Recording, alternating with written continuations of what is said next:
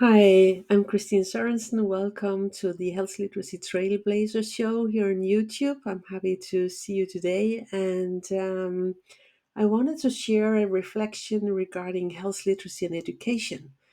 In my view, they are close cousins, but not twins.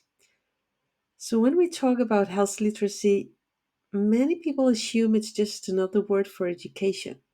So if someone can read, write, and reason well, they should be health literate, right? Not quite.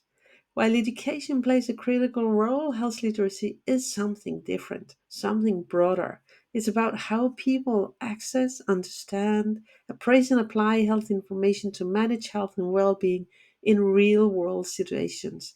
And it's something that needs to be built intentionally, not just assumed.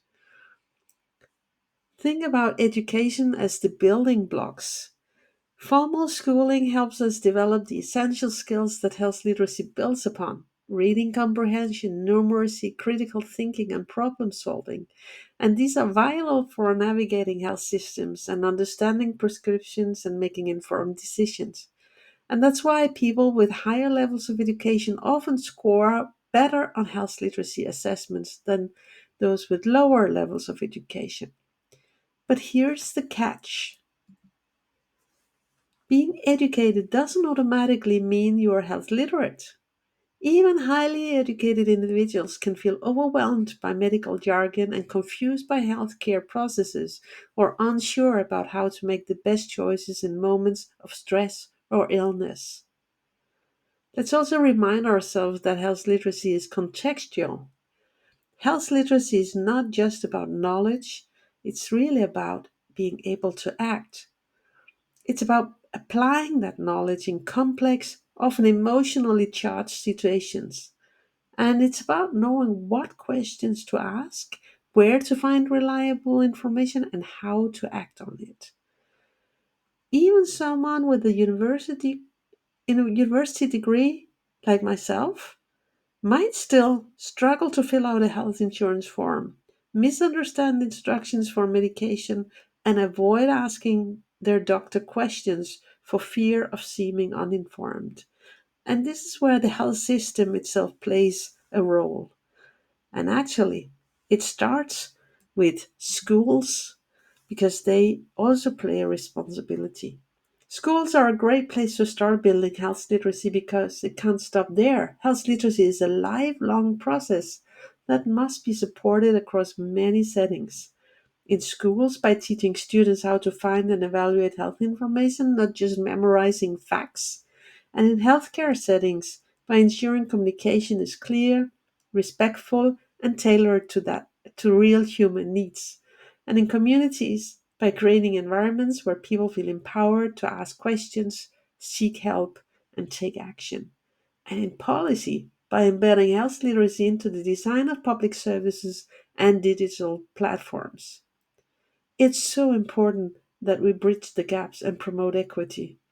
Health literacy challenges are more common in communities with fewer educational opportunities, and this fuels health inequalities, especially for marginalized or underserved populations.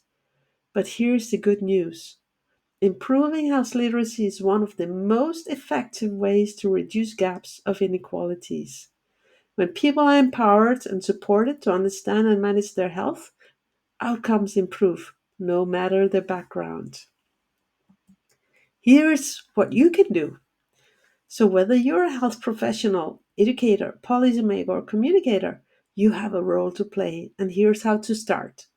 If you're in healthcare, communicate clearly, use plain language, and check for understanding without shame or judgment. And if you're in education, integrate critical health thinking into curricula, from navigating systems to spotting misinformation. And if you're in policy or management, make health information easy to access, understand, and use. Invest in health literacy as a system level responsibility. If you're in the community, advocate for accessible, inclusive information and empower others to ask questions and seek help.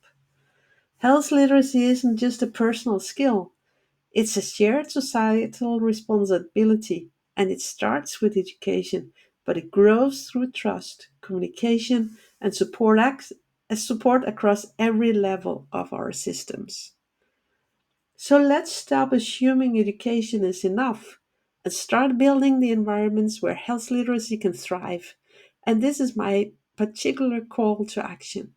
Whether you are designing a school program, leading a clinical team, or shaping policy, ask yourself, how am I helping people make sense of their health? Only in this way you can start making a difference. Thank you for being a health literacy champion. Thank you for joining the show. I hope to see you another day.